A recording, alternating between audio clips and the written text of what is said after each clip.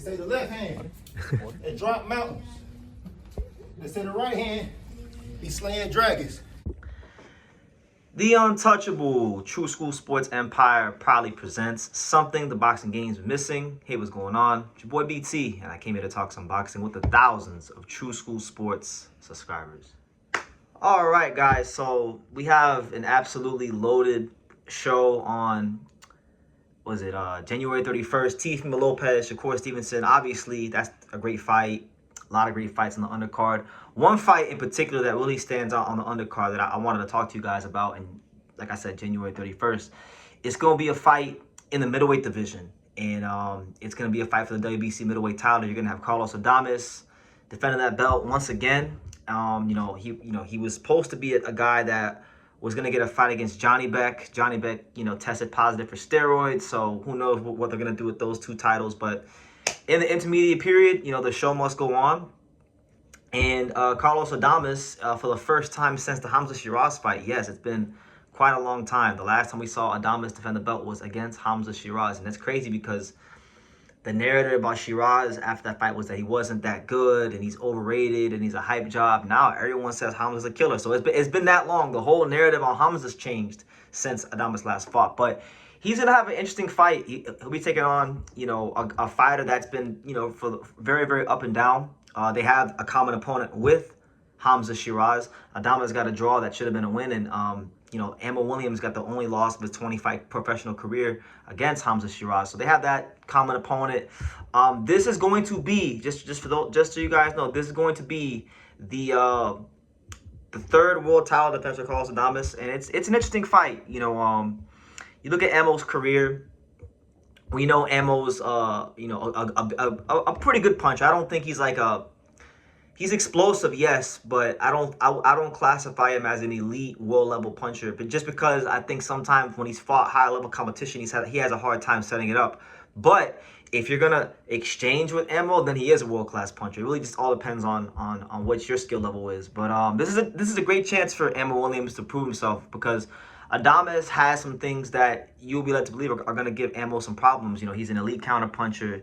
His timing, his ability to shoot between the shots of Ammo Williams, those things really, I think, would give Ammo some problems. But I mean, just going through the record of him, when he fought a guy like, let's say, a Patrice Volney, very tricky guy, that guy took in the distance. Hamza stopped him. Even Steve Rolls, he was very crafty and was able to take in the distance. So we've seen Ammo, Kieran Conway, big guy at 54, not so much a big guy at 60, not a big puncher. Ammo dropped him, but he was able to even take Ammo the distance. So Ammo's I'm really intrigued to see how he approaches this fight because what I'm looking to see from Ammo Williams is growth and maturation. Because if you just look at his record, if you check out the hoodie and you look at his career, all the veteran fighters, the majority of the guys at a pretty decent level in boxing were able to take him the distance. And what that tells me about Ammo is that Ammo, obviously he does have that threat to knock you out. He is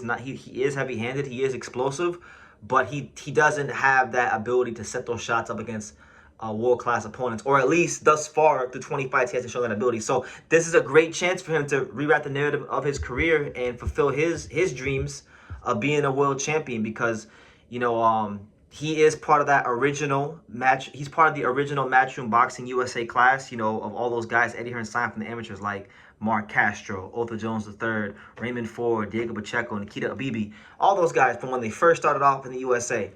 And Ammo Williams, if he was to win this fight, he would become the second fighter joining Raymond Ford for Matchroom Boxing that signed straight from the amateurs to become world champion. So it's a chance for a little bit of history. So really good fight, really good fight. I think if you're looking for an advantage for Ammo Williams where he might have a chance to beat Adames, I would say Adames, his level of stamina, especially in the back half of fights, especially when he doesn't have the best weight cuts in camp, that's why I think Ammo could have an advantage, if he's the more well-conditioned fighter. Because Ammo's, there's been some fights where he's carried a little bit of pop in the later rounds. It's just that I don't think his problem is a stamina problem. I don't think it's a gas tank problem. I think it's a boxing IQ a problem. He hasn't been able to set up those shots against the higher level guys.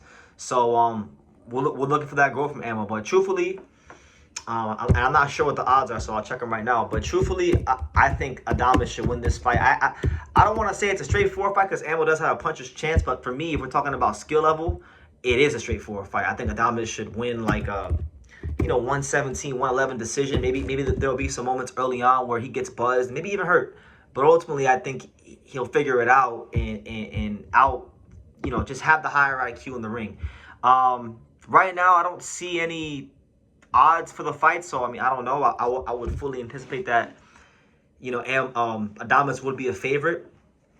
But again, this is Ammo's chance. I really like, honestly, I'm picking Adames, and I'm picking him quite comfortably, just because when it comes to counter punching, when it comes to boxing skills, I think he's got Ammo beating those departments. And Ammo's really just has a puncher's chance, and he has to get Adames to fight in an exchange and catch him. Really, that's really where I think his path to victory is. Either that, or maybe Adames fades around round 7 or 8, and Ammo can dominate the back half of the fight in like a workman type performance, something like that. But yeah, I'm gonna go with Adames. I'm gonna go with Adames on points, like 117, 111, something like that.